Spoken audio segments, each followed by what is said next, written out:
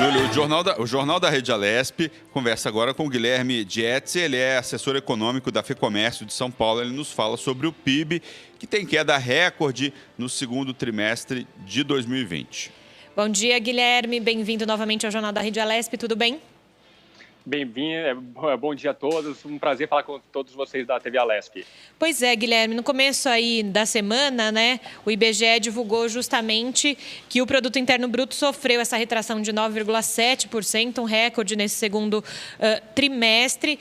Traduzindo isso para quem está vendo a gente nesse momento, qual o impacto disso agora nas nossas vidas? O impacto é brutal, tanto na produção, nas empresas, na indústria, no comércio, quanto na renda das famílias, com desemprego e restrição da renda.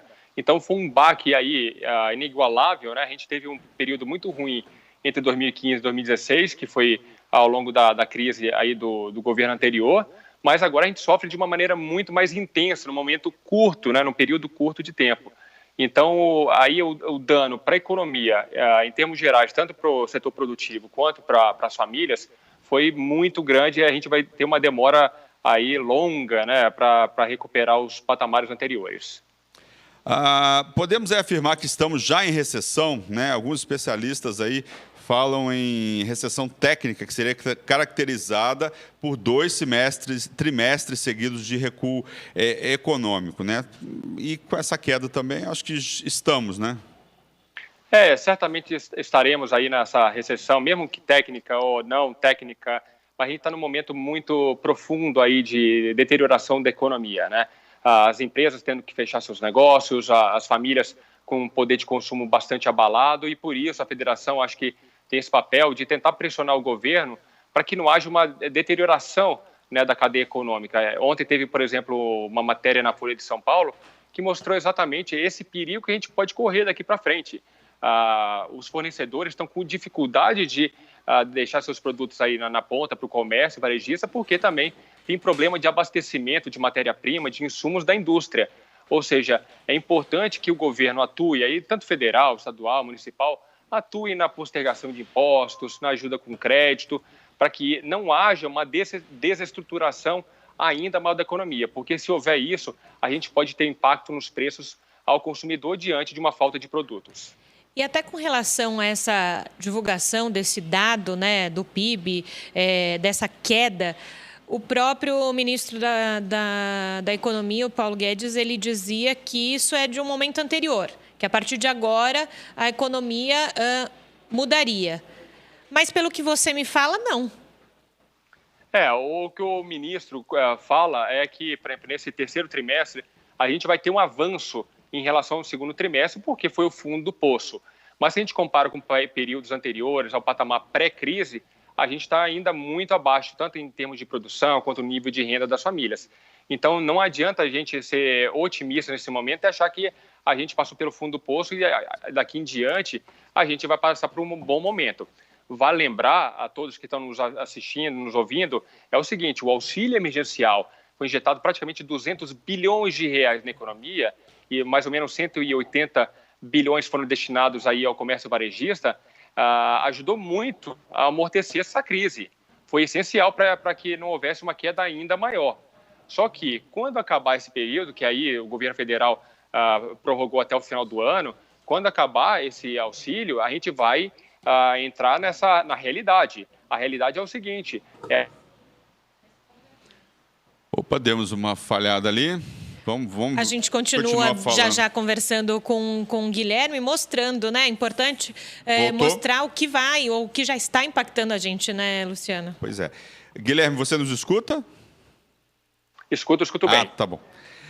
Guilherme, falando um pouco de recuperação, falando um pouco aí de dificuldades das empresas e, né, a questão do impacto na economia, o que muita gente diz é o seguinte, muitas empresas que não tinham caixa no primeiro momento aí da pandemia quebraram por não ter esse caixa, não conseguiram ficar esse tempo aí de isolamento sem o funcionamento normal das suas atividades. Tem economista, tem especialista que fala também que vai ter um segundo momento, vamos dizer assim, dessa, entre aspas, quebradeira. né, as empresas que sobreviveram à crise econômica, que sobreviveram ao período de isolamento, mas que vão andar na corda bamba nos próximos meses, mas aí no finalzinho do ano, no início do ano que vem, podem quebrar. Então, a gente vai ter... Existe essa possibilidade, né, segundo especialistas, de um segundo impacto, vamos dizer assim, uma segunda onda de empresas falindo, de dificuldades na economia. Eu queria que você falasse um pouco sobre isso, sobre esses cenários que vão aí se repercutir, que vão acontecer aí ao longo aí dos próximos meses. Talvez tenha cortado um pouco a minha última fala, e exatamente eu achei esse ponto. Quer dizer, depois do auxílio emergencial, que provavelmente terminará em dezembro, a gente vai encarar um cenário de aumento do desemprego e de inadimplência, ou seja, a capacidade de consumo das famílias estará limitada, e isso dificultará essa retomada da economia. Então, essas empresas que acham que talvez que ano que vem vai ter um cenário bem mais favorável, talvez as pessoas não vão ter esses recursos para consumir. É importante dizer o seguinte: para você ter um consumo sustentável de longo prazo, você precisa ter investimento para geração de emprego e renda. A família só vai gastar, principalmente naqueles bens duráveis, que você entra no financiamento de 12, 24 meses, se ele tiver segurança no seu emprego e na sua renda que quitará esse compromisso ao longo do tempo. Então, a gente não vê no curto prazo uma melhora significativa aí na relação do emprego. Óbvio que em relação a março e abril, a gente está numa geração de emprego aí razoável, mas muito abaixo do que a gente precisa para recuperar os patamares anteriores. Então, se não fosse auxílio emergencial, a gente estaria em um cenário muito pior e a gente vai encarar uma realidade. E com isso, quem não estiver estruturado financeiramente, a chance de quebrar no segundo momento é muito, muito mais rápido que propriamente a gente já vê uma empresa melhor estruturada, com caixa, para aguentar um período maior. A gente sabe que caixa nesse momento é muito difícil, porque as empresas não têm 3, 4 meses de caixa sobrando, precisam de crédito, e aí de crédito também precisa da demanda futura para poder faturar, para poder vender, para poder entrar como garantia no sistema financeiro, com depósito de recebíveis, para você ter algum crédito. Então, o cenário eu não vejo uma melhora significativa para o próximo ano ainda. E, Guilherme, dentro disso que você está falando sobre capacidade de consumo, uma economia sustentável, como então a FEComércio de São Paulo tem conversado com o setor sobre e tem debatido essa questão aqui na cidade de São Paulo? Quais meios, então, a FEComércio coloca também para esses empreendedores, para que entendam esse momento, né? Porque são duas coisas. Uma coisa é você entender do seu dia a dia na empresa, no comércio, e outra coisa é você entender efetivamente o que vai acontecer com a economia, né? Exatamente. O que a gente está fazendo é um trabalho tanto com os governos, né, para tentar agilizar na questão do crédito para as empresas, que é crucial nesse momento, principalmente com taxas mais baixas e prazo de pagamentos alongados, né? A gente está com uma taxa Selic a 2%, não é razoável a gente ter uma taxa de crédito para a pessoa jurídica próxima a 20%, 25% ao ano. Então, o Pronamp mostrou isso, que dos 15, acho que foi cerca de 18 bilhões de reais acabaram em questão de dias, né, por conta de uma taxa de juros baixíssima e também um prazo de pagamento bastante facilitado. Agora, para as empresas, a gente está tentando falar com eles, orientar de alguma forma, para que eles busquem alternativas de vendas, não somente ficar esperando esse consumidor. Busca alternativas no mercado online, que está crescendo bastante. O isolamento social mostrou que as pessoas tendem a comprar mais agora no mercado online, então você pode tanto vender pela internet quanto mostrar os seus produtos pela internet. Está muito mais ligado a esse consumidor que está na sua casa e só vai à loja ali somente para comprar. Ele não vai ficar rodando na loja procurando produto. Ele somente está saindo de sua casa para comprar o produto e voltar para sua casa. Então, são maneiras aí de gestão, de pelo menos reduzir um pouco a margem nesse momento, não pensar em margem, pensar em rotatividade de produto para você ter caixa para pagar funcionário, pagar as contas do dia a dia. Então, são algumas questões de gestão empresarial que a gente tem orientado os empresários para passar esse momento, pelo menos, com um dano menor ao seu orçamento e que consiga sobreviver nessa pandemia. Guilherme, falando de setores e setores que estão mais em dificuldades, outros setores que não estão enfrentando, que estão crescendo com a pandemia, você falou aí do comércio varejista, né, que reformulou a sua estratégia, né? Até já entrevistamos aqui a Luísa lá, não no jornal da Rede Alesp, mas a empresária do Magazine Luiza, por exemplo, falando no Alesp Conecta. Eu queria que você falasse um pouco de setores que vão bem, setores que não vão bem. Eu queria que você pontuasse quais são os setores que vão sair fortalecidos da pandemia e os que não vão sair fortalecidos e o que precisa ser feito nesses setores. Eu vou fazer aqui uma divisão de tempo, Luciano. É o seguinte, de março até mais ou menos maio, os setores que mais, vamos dizer, não se beneficiaram, mas pelo menos tiveram uma condição melhor na pandemia foram os setores básicos, supermercados e farmácias. Esses tiveram crescimento e continuam tendo crescimento por serem serviços e produtos essenciais. Agora, após o auxílio emergencial que o governo injetou, a gente viu uma recuperação forte do setor de eletrodomésticos e eletrônicos, materiais de construção, imóveis e decoração. Ou seja, aquelas comprinhas que as pessoas precisam fazer para adaptar a sua rotina, né? O seu home office, então preciso comprar um notebook, preciso comprar um televisor novo, eu estou fazendo mais faxina em casa, então preciso de materiais de limpeza, algum aspirador de pó, eu estou cozinhando mais em casa, então vou precisar de mais panela. Então, esses produtos tiveram aí uma demanda maior a partir do mês de maio e junho, a gente já viu um resultado bastante positivo. Agora, são dois setores que eu destaco que ainda não se recuperaram nessa crise, o setor de veículos, que é um bem mais caro e você precisa de um financiamento de longo prazo, e outro, que é o setor de vestuário. As pessoas não estão querendo comprar roupas novas, né? Até mesmo porque estão ficando em casa. E na hora que você vai para o mercado online, é difícil, né? Não sei quem está nos assistindo aí, ou vocês aí do estúdio, já compraram alguma coisa online no setor de vestuário? Porque às vezes você compra um G e de repente não funciona, aí você tem que voltar para o correio para devolver, né? É complicado. A gente viu você falando, por exemplo, inverno, né? Calças de moletom, né?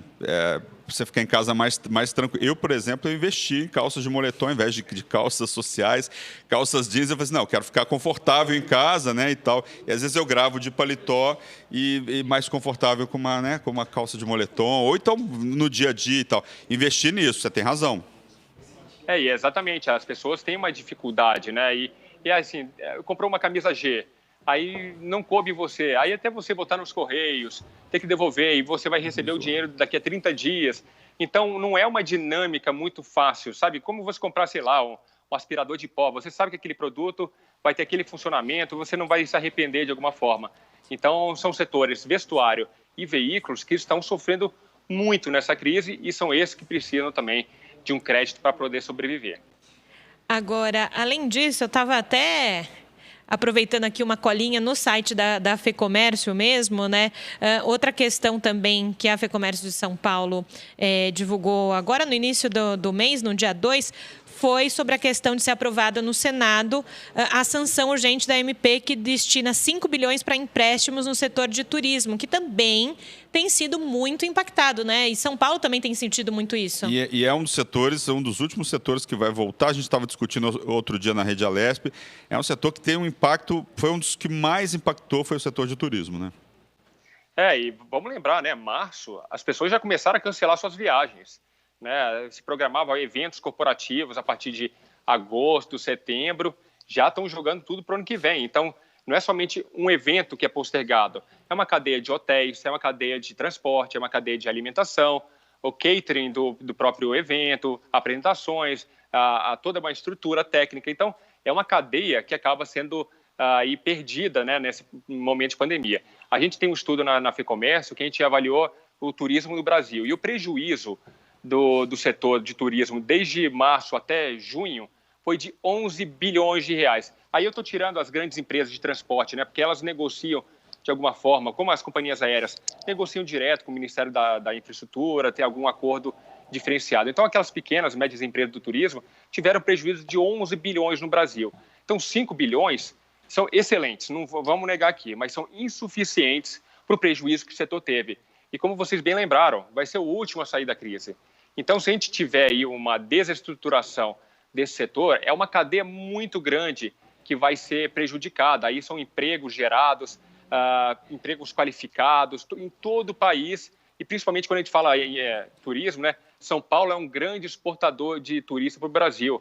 Então, à medida que a gente ainda tem um isolamento aqui, todas as regiões do Brasil acabam perdendo por conta dessa restrição, né, de circulação, da malha aérea ainda não voltou ao patamar anterior. Então, a gente está aí, o Senado aprovou nessa semana, a Câmara, logo depois da votação na Câmara, o Senado aprovou, agora estamos pedindo aí, com certa urgência, para o presidente aprovar a 963, que destina 5 bilhões de reais para o Fungetur, Fundo Geral do Turismo, que aí pelo menos ajuda as micro e pequenas empresas do setor para seguir em frente.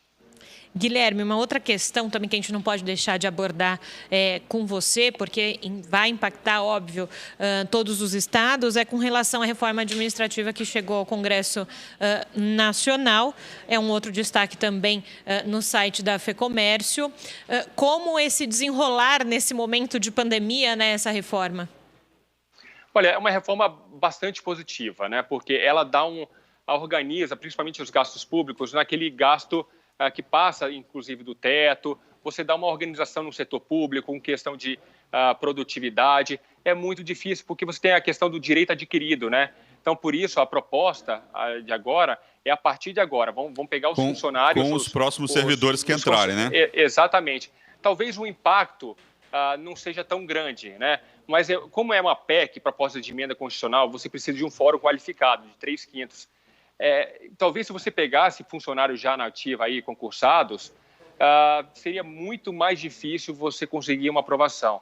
Então, eu acho que o governo está trabalhando num texto base, eu acho que foi importante o governo dar essa sinalização e também ter esse acordo aí com o Congresso para a gente conseguir andar com essa pauta, que é extremamente importante. Vale lembrar que 95% do nosso orçamento é engessado, né?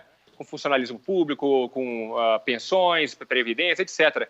Então, a gente precisa de um fôlego financeiro para frente, eu não estou falando daqui a um ano, estou falando de 10, 50 anos, para o governo ter mais capacidade de investimento, né? Não somente depender do setor privado.